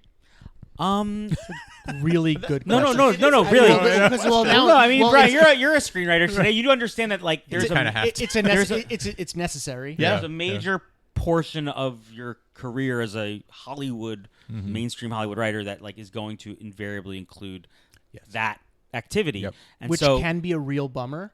I think first of all, when the Lego movie came out, we noticed a really big shift, and they were like, and people saying very stupidly, "We want our Lego," which is like, everyone's. which is just like, well, that's not a thing. Right. Lego is brilliant, and its success unfortunately convinced everyone that anything could be IP. right. Yes. And because again, everyone going into it, I'm sure like we all felt like Lego. How the fuck could that be a Yeah, movie? you're And right. then it was like, fuck. Not only is it a movie, it's a great movie. Yep. And so And now we're getting like the couch movie. And now And it's, you're like, now it's okay. Barbie. Now everyone's Yeah. saying we want. and we now want our Barbie. and so Barbie's like, look, Right. no, it can happen, and Yep. and I think that comes from like people allowing to really try to break the mold or like just have a vision and go for it and not water down. Barbie is good because I think it just feels like Greta Gerwig's movie. Yes. And like it's really fucking funny and great. And like Lego is great because that's Chris and Phil just like being wildly creative and working an idea, working a story. So I think for us it's like IP in general is I think kind of a bummer to have to do it, but if you can find an interesting way in, it can be, and you have people who are supporting creative, bold choices. It can be exciting. it's always about like why now, why this? Right. Yeah. Because the corporations are just leading with because it'll make us money. Because we can sell what we already have. We can sell toys. We can. Right. And as the creative, you can't start on that with that thought because you have to have an actual reason that it should exist, that it can be better and different than the original. That's probably the hardest thing. It's just like, I mean, we're dealing with this right now with Naked Gun, which is I think one of the funniest movies of all time. Just the fear of just like, God, like Why touch that? Why touch Yeah. it? How can you improve on it? How can you update it in Yeah. a way that feels meaningful and satisfying? And What is the answer to that? Specifically for Naked Gun. yeah, Kind well, of. I mean, like, what is Why the fuck are you doing it? Yeah. For Naked Gun or for for Naked Gun. For Naked Gun, for Naked Gun, believe me, we're comedy nerds. Like it's a religious text. I have heart palpitations right now just answering the question because I think it's really like it's. We're just setting you up for the press in a few months when you. The real. Oh, this is my favorite joke they stayed. I just have to comment that like the idea that they've got these freak children that like a mouse and a fly are having sex and having hundreds spin-off too though. That whole I know family. having hundreds of disgusting fly rat babies. No, I think I think for us the answer to the Naked Gun is just that there's 25 years the genre of action movie that are totally untouched within the space of spoof. Spoof in and of itself is, for better and worse, a dead genre. And it's something that we grew up obsessed with, loving. It meant so much to us as like fans of comedy. And then Liam Neeson as this totally new kind of centerpiece. So the movie really, really is. The new Naked Gun takes the concept of like more of a Mission Impossible or Taken or Bond. It's more about those modern action movies and being spoofed sort of earnestly. And I don't mean this hyperbole. Akiva, I think, has said it. He's like, he would not have done this movie if it wasn't Liam Neeson. It wasn't just like, let's go find the actor. He it was Liam Neeson was kind of attached already. And then he was like, well, that's Liam Neeson and what he's done, especially in the last 15, 20 years with Taken. He's kind of his own brand of vigilante. I mean, he's very similar to Leslie Nielsen in that way, where you're like, he does the serious stuff, plays but then when he's funny, he's really fucking funny. But he hasn't been plays it straight, and he overexposed as a clearly comedian. understands comedy and where not to push. And so, it's Liam Neeson, and I think 25 years of filmmaking that hasn't been touched yet. That's great. His scene in Ted 2, I often revisit it on YouTube when I'm feeling down. It's really, really good. Yeah. But about IP, I mean, you took something existing, of course, and maybe Disney wanted to make it for a cynical reason, but you found this insanely original story that just uses IP. Do you know what I mean? Right. Like, it's brilliant. Thank you. So hard to do. And also, this was the piece of IP that was on the bottom of the. Let's be honest, it was on the bottom of the list. Like when Dan and I got this job, we weren't like as in demand or whatever. It was just like it was cool to get an offer, but this was not top priority by any means. And that's also what allowed us to be really irreverent with it. That there wasn't this large demand for it to really honor the original, even though I feel like we did in a sort of backwards way. But it was important to come in backwards. Yeah, we should also talk about Dennis Haysbert. Oh yes. Oh my gosh. Doing the voice yes, right there is sat behind him at the premiere, geeked out with him. That's amazing. It was just like he was like, okay, I'll talk, whatever. Yeah. The lowest, his voice like comes from under a basement. But man, what the reveal of the voice is so funny. Yeah, like, it's always a real classic joke of the little guy with the big voice. But it was certainly. We knew we were gonna had to get Dennis Haysbert or someone of his ilk immediately. And he fucks. I know. He does. I know exactly. He fucks a lot. Yeah, he's got swimmers, baby. That's why he signed on. I think. Yeah, exactly. I'll only do it if this fucking fly fucks. I was a fan of the original, but now that I know, if he was one of the guys on the internet that loves Gadget, that's why he did it. Yeah. That was the original. He's zipper, but see what happens when he unzippers. That was the original sort of like ending for Chip was that he moves out to Joshua Tree and starts doing local community theater with Joshua Tree him. Theater.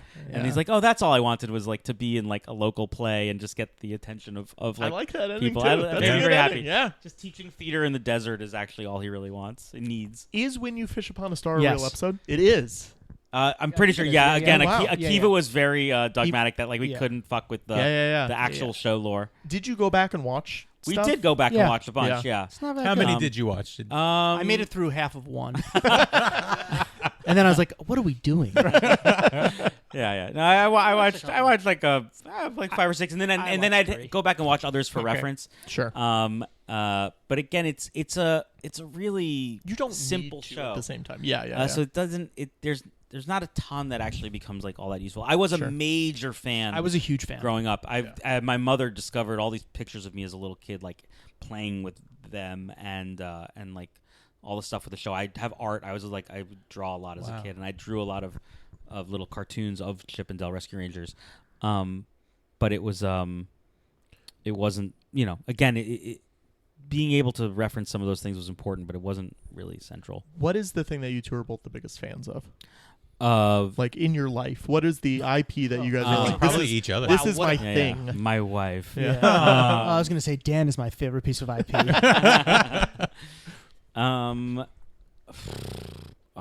You could. Are you asking if you're it saying I'm could be saying a like, thing? is Star Wars your biggest thing? Is Jurassic Park your Definitely thing? Like, not. no. Yeah, No, I mean, the problem is anything that's my biggest thing, I wouldn't want to touch.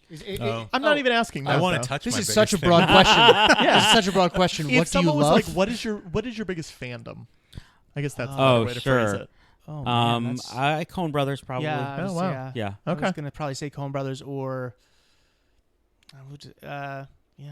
I didn't Paul think Thomas this would be the Anderson. hardest question. Well, it's just such a. It's such a like, No, I movie, know. right? So you want to do a Big Lebowski reboot? Yes. Yeah, yeah. Oh, we, great. Okay. we Little- think, Little we think we Lebowski. could do it. We think we could do it better. Liam Neeson. Probably Coen Brothers. I think Fargo is such a north star in terms of like Oh man, tone and they're classier than us because they said the Coen brothers.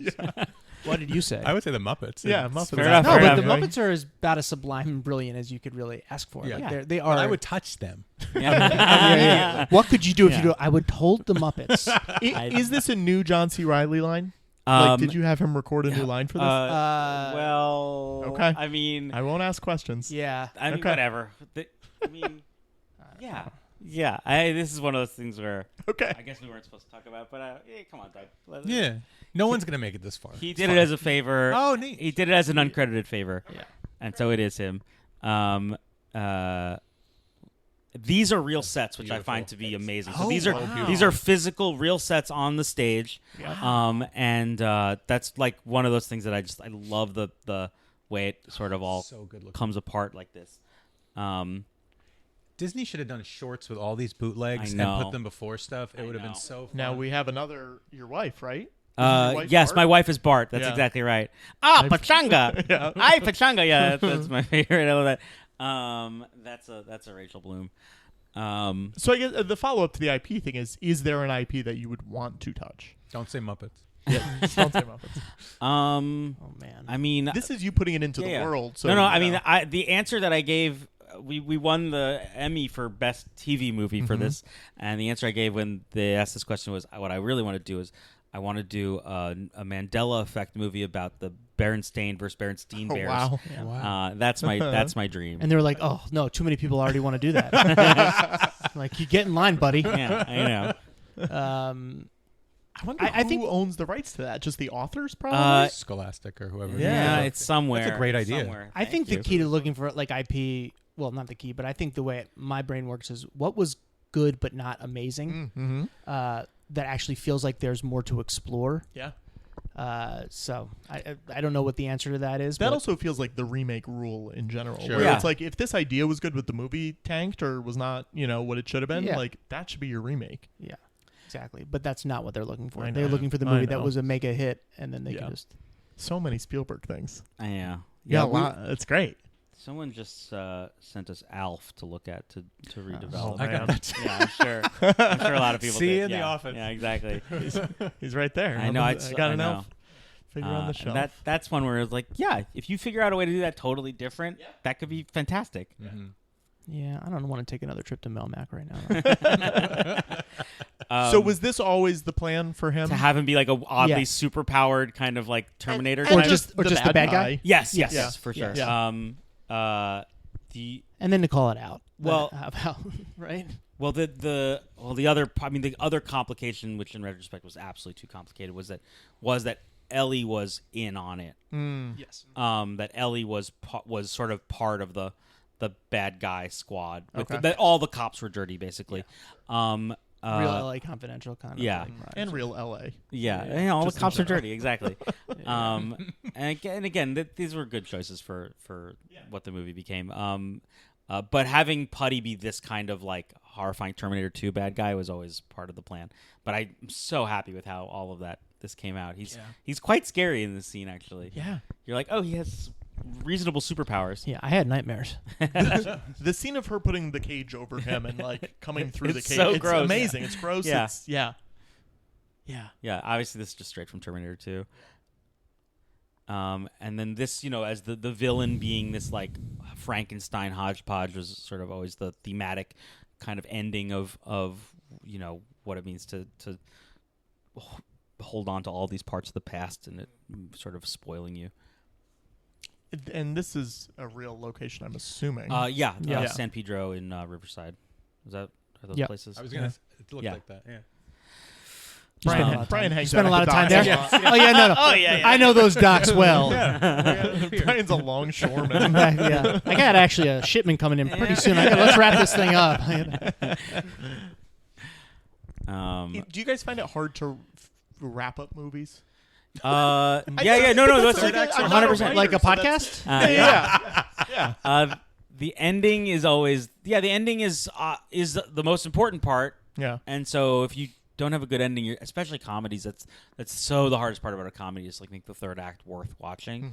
Mm-hmm. And so, that's certainly definitely for us like why I feel like we gravitate towards a little bit more the action part of the action comedy space, because it provides you with a lot more momentum for a third act. But yeah, I mean the wrap up, you're also like the big thing is you can't arc your characters too quickly. They have to have their emotional resolution close enough to the ending that you're not bored. Yeah. Because the moment, even though all this stuff is fun and interesting and exciting, the real is once the characters have emotionally resolved why they're having this story, then the movie's functionally over. You're done. Yeah. But I also do think there's also like your brain knows, even if you're not a writer, when you're in the third act. Yep. And I do think there's always a question of like, we got to go faster. Like, speaking of, we got to go faster. Yeah. Ugly Sonic just showed up on screen. I yes, I know. The big hero moment. But you honestly have to look for those things, I think, to make the ending worthwhile. You're like, oh, sweet. It's like the callbacks you really want, things that you're actually excited for. Because at the end, your good guys are going to win. There's certain things Yeah. So you have to make sure it's as fun as possible, and you have to just kill your darlings and just kind of move fast. Yeah. What was the Ugly Sonics TV show called again? It was Ugly Crimes, Uglier. Oh yeah. We had another one forever. Yeah. Ugly Sonic, Uglier Crimes. That sounds right. Yeah. We had a lot of names. I know. I'm trying to remember what the first one was that I always liked. Are there other characters in this movie that you feel like you could do a movie for? Ugly Sonic is actually the spin-off that we were most interested in. So a really funny detail is that we, in a lot of ways, got hired for Naked Gun. Doug and I and Akiva, because Paramount owns Sonic. Oh, wow. And they were like, they kind of felt like jilted lovers, where they're like, oh yeah, you made fun of Sonic, yeah, that's cool, it's funny, we should do something. This is our interpretation of why, but they were fans and also felt a little like, okay, the cool kids just like kind of digged us. So, we should bring them over and hang out. Let's make them friends. Had nothing to do with the quality of our work. Yeah. It's called negging a studio. It's called Mystery Methods Screenwriting Manual. You think you're cool? Your stuff sucks. So if that movie realistically happened, would Paramount have to be a part of it? I'm just like trying to think of like the logistics of that. That's a great question. I think we were pretty close to getting sued on this. So. Yeah. Well, no, but so that's the really funny thing. When Disney sort of seemed like, well, they're probably not going to make a sequel, we were like, well, let's just go to Paramount and do the Ugly Sonic movie, because they can do the Ugly Sonic movie. That's within their rights. Could Disney sue them, though? That is a great question. Probably. They'd have to change might, the but name, also they probably. might not be able to. I don't know. Let's just try it. Yeah, exactly. What if the movie was a courtroom drama about all of this? I know. But the idea of Tim Robinson as like this grimy kind of like, Elliot Gould detective. I mean, who wouldn't want that? Yeah. Is he dead here? I haven't seen this. He doesn't come back either. Man. There's a this was rough because we're like, no, he's got to die. He cannot survive this shot. Yeah. Can I tell you the Tim Robinson joke that he pitched? We did a roundtable. Sorry, we're actually out of time. And like just thanks, guys. This has been great. Just talking about like just like jokes that are not going to be in the movie. But like we were doing this roundtable, and just funny people coming to like kind of talk out some ideas and jokes. I didn't get that call. And and Tim Robinson's there, and we get to the end of the movie, and like we're like, all right, anybody else have any ideas? Just throwaways. And he's like, yeah, I got an idea. Okay. So Chip, he comes home at the end of it, and that the big dog is dead, and Chip's like, I gotta get the dog's body out of the house. but I can't get the body out of the house, so they gotta rip the roof off Chip's little house, and they got a crane, and they're pulling the big dog's body up out of the house. He didn't necessarily give us a lot to work with, but boy, does he to deliver on the Tim I Robbins love the idea vibe. that he couldn't just get a normal-sized person to pick up the dog. We were this, dying. This shot right here, there's so many. Oh, I know. Oh, Did you yeah. have a list of them, right? I thought you did. The This was characters who came out. certainly Oh one. yeah, well, Abu, Fred Flintstone, Yeah. Patrick, Launchpad, Zazu, Phineas, and I guess Phineas and Ferb, Ferb, Ferb, yeah. Woodpecker, Dipper Pines, Mickey Mouse. Is there, or at least a parrot, like a Maybe like some- close Maybe his to it? gloves or Yeah, something. Yeah. Cheshire Cat, Ka, Bambi, Princess Tiana in frog form, Monterey Jack with Dumbo ears, and Toby Turtle. I mean, I'll say this for Peter. He got the good ones. Yeah, I know. That He got through to the That good was the one. hardest line. Be like, oh, what's too good for him to have that it wouldn't cause a stir in society. Oh, it's smart. Yeah, it's And so that was a give and take, where it's like that's too famous. You can't use him, because otherwise there would be press. yeah. Right. People would Yeah. start asking questions. Right. You guys are smart. But it's a delight to get to like see these guys. Look at the Care Bear. There's a weird Yeah. rat Care Bear. Bonkers. And they're all just kind of. Oh, here's me coming up. Yes. That's me with the. That's me. Really? Nice work on this case. The FBI could use someone like you. Oh That's my me. God, he said it. And he said that's me. He got it. Wait, what's He the character's name? Does he have a name? got it. Yeah, it's Officer Droopy Ears or something in the credit. Yeah. What do you think happened to him after this movie? Oh my God, Sex it's crime. so Yeah. crazy. Honestly, he got into his car. He was off. He was Oh, that's yeah. it. They're like, you offered a job to a woman? You got killed. I didn't laugh at that. That was For the record. sad. And I didn't think that was a joke. all Mark. Yeah.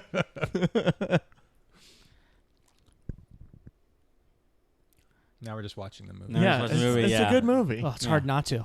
Yeah. When's the last time you guys watched this? It's been a little while. It's been for a me. minute. I mean, I definitely try to get my daughter to watch it more than she wants. Got to juice those numbers. Yeah, I know. What were the questions that you guys got asked the most while promoting it? Because I imagine it's like 7 questions over and over and I mean, over again. we hit some of them. I mean, just like, oh, were you fans of Rescue Rangers growing up? Yeah. That was the number one every time. And yes, we were. And there were the questions were like, what got cut? There was always like, Yeah. can you tell us anything that you wanted to Way to go, there? Patrick. Yeah, you kind of hit all of them, Yeah, honestly. great. So this is another version of this is another thing. Akiva was like, I'm just gonna reach out to Post Malone, This is Oh, so yeah. crazy. and he just did it. And they just went around the whole system. There was no money really for this, Yeah. and Post was like, nah, just do it, because like his quote for something like this would have put us way over. And Okay, it sounds get ready, get amazing. ready. Yeah, I know. It's like legitimately, it's great. It's so ridiculous. Oh, this is the big part of the show, right? This is that's me. That's me. Yeah, that's a little nod to one idea of a sequel of like, oh, that Ellie starts a detective agency with Chip and Dale. Yeah. Anyway, I mean, this we had so many. I love this little one. We couldn't animate nearly the amount of closing credit sequence bits that we wanted to, but it was fun that we got. You some of guys them. did have input into the closing credits, though? Yeah, all of this Yeah. is like part of the writing process. Yeah, a lot of them are just jokes that didn't make it into the rest of the movie. Sure. Also, all of these we're so happy that we got to hold on to a handful of our old Stupido, the baby elephant. Yeah, and then this is so ridiculous that we got to put Vin Diesel in there. But again, like that's when we like wrote a scene with Vin Diesel. We're like, yeah, maybe we'll get Vin Diesel to do a line. How often does it happen when you write a scene like that and then it actually does come true? Almost never. Yeah, right? Yeah, but it's also, I mean, this movie over and over, there's almost everything in this movie that I'm shocked exists. Yeah. This movie is such a miracle. It's almost dangerous because you're like, well, it happened with Rescue Rangers. Like, I course. guess we just got to keep writing these scenes that we don't think are going to go in. Yeah. Yeah. I mean, it's such a cool cast. It's Such a cool cast. Everyone is so good in it, and you want more. You want more from it. Yeah, it really does set up a world you want to come back to. Well, hopefully Disney listens to this podcast. I hope guys. so. They're yeah. our number one fan. Yeah, Yeah. exactly. Our followers, yeah. Yeah, when you see the locations that people are listening from, it's just Burbank a Yeah, lot. exactly. That's it. It's too intense. Calls coming from Burbank. Yeah. Oh, will they hear about the Muppet thing I said that? Yeah. That'd be great. Yeah, they I heard know. that too. Yeah. Oh, this was. I will say that there was a moment where this was going to be me, Yeah. and wow. I recorded You did this. record it. I Oh, wow. In my mind, I did a good Darkwing Duck impression because when I was a child, I would always pretend to be Darkwing Duck. So unfortunately, you can't say that without then. Well, following it up. So- but no. The Nobody- problem, we no. won't- But this is we the won't point look of at you. Just the go point ahead. of the story is that I learned in being forced to do it that my impression is terrible. So what did it sound like? Just for fun. I know, but like now I've forgotten it entirely. But I did. There was like maybe like a year of my life as a child where I spoke in Darkwing Duck. That's amazing. That's so Very funny. popular Yeah. child. Let's get dangerous. Something No, like there you that. go. do it though. That was. Thank you. Ooh, burned by the Scat Cat fan. Yeah. Aren't you guys Scat Cat? You brought Scat Cat back. Yeah. No. Oh my We God. like the Scat- one thing he for did. sure. I like the two things. It was an early sexual awakening of like. Wait, what? Okay, We're We're just at got the out end. of it. Sorry. Darkwing Duck. No. Scat Scat Cat Cat. and Paula Paula Abdul, Abdul. where I was like, ooh, why do I want wanna see the something two to of them, happen yeah. between these Oh, two? you wanted them to. I was oh, like, hell I yeah. want to watch that badly. Yeah. Yeah. And Anyway. that's when you started drawing, right? Yeah, exactly. But Scat Cat steals the covers and the song opposite the track, so they do. Nike Yes. Yeah. There's certainly the implication that they get it on. Oh, there we go. Snoopy, your reporter. That's me. Millie the Cartoon dog. FBI agent. Doug Millie the Mand. dog. Boo Radley. That was what that dog was credited as. Boo Radley. Boo Radley. Yeah, that's Cool name owners. This is also. So wait, that was a real dog? I reference, think it was maybe? from a real thing. Yeah. thought it was A real. lot of Disney when we started working on this gave us the funnest like encyclopedia of every property they owned. Oh wow. And so we got to like really like go through. It's like, geez, who the fuck is this character? Like, really, just the old stuff because we were very clear. It was like we need as much of your junk as possible. Oh, we got junk. Yeah, exactly. It's something we didn't talk about.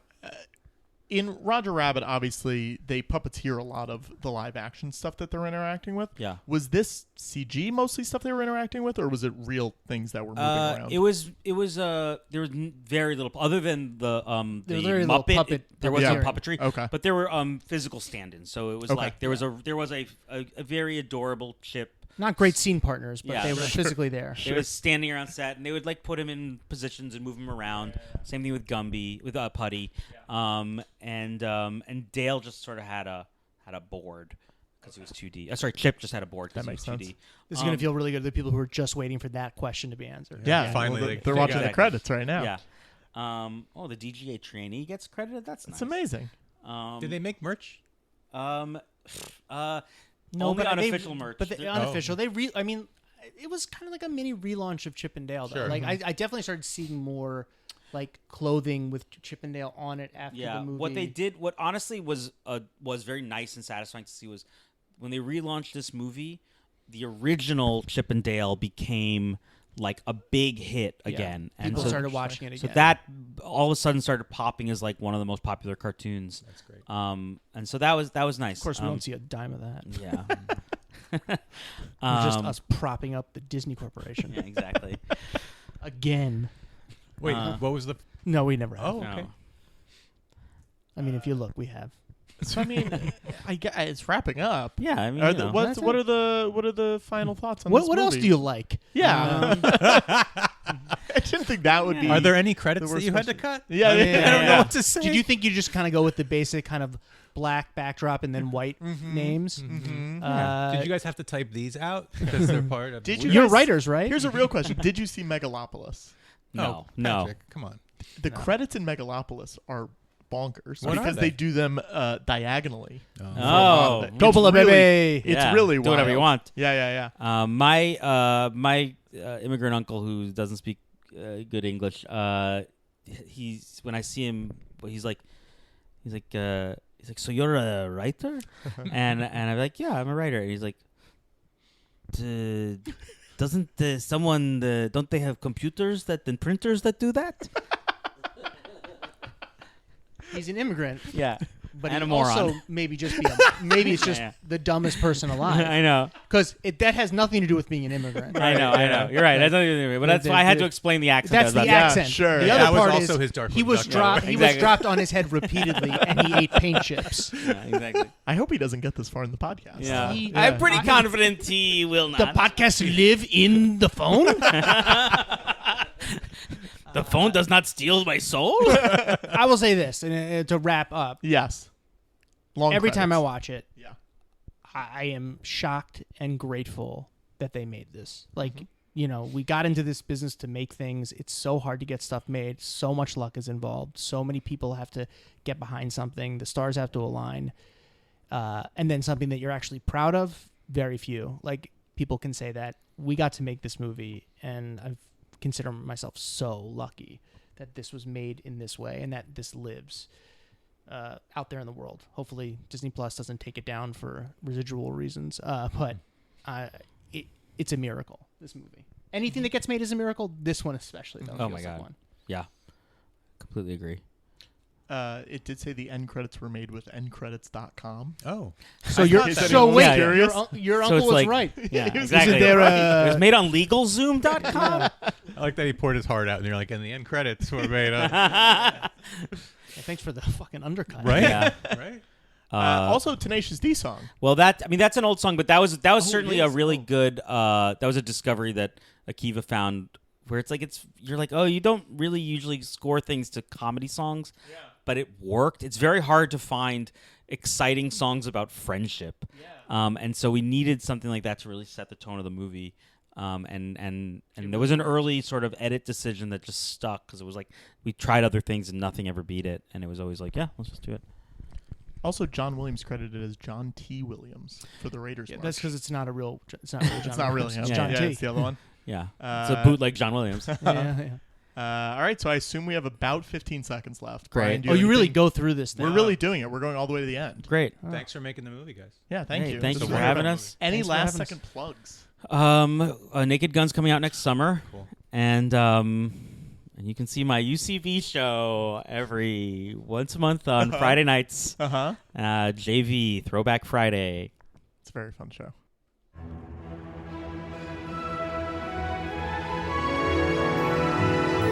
Who's your favorite character in this movie?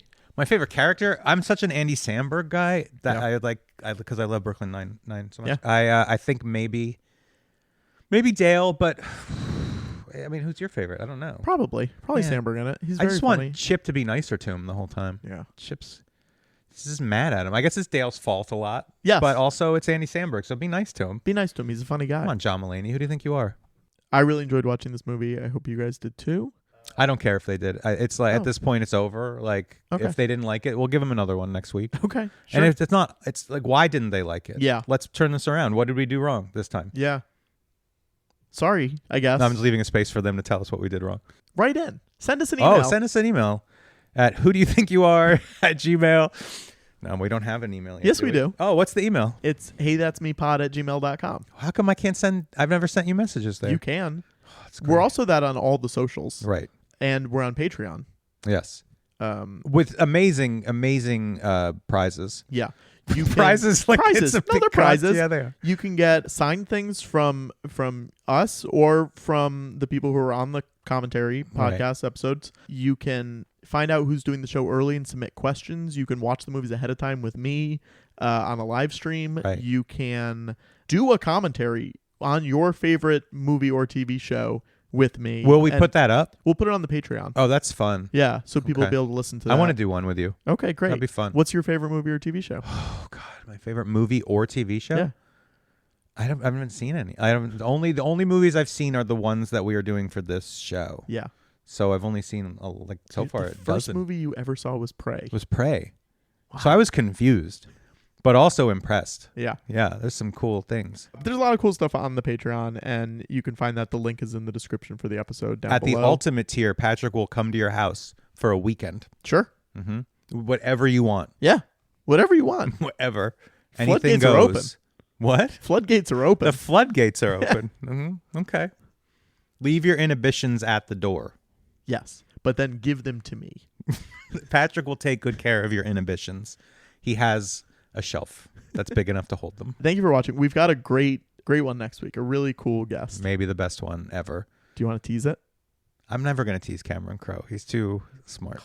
It's Cameron Crowe. We're finally going to get him. It's not Cameron Crowe. Maybe some week. We'll get Cameron Crowe. I think if we put it out there, we'll get it. Does anyone know Cameron Crowe? Yeah, I mean, he's friends, probably. Relatives. If you know Cameron Crowe, tell him we want him on the show. Mm-hmm. We'll even rename it to The Cameron Show. My God, that's great. Do you think we could watch the movie The Crow with Cameron Crowe? Oh, man. And he wouldn't have any insight on the making of it other than, that looks like that lens. I guess. Let's watch all the Crows. They're like the direct-to-video sequels with Eddie Furlong. That just came out. I haven't seen that one yet. I haven't either. I heard it's not very good. I won't comment on it until I see it. Yeah. That's what makes me better than you. What's it called? It's just The Crow? It's just called The Crow, I think. Okay.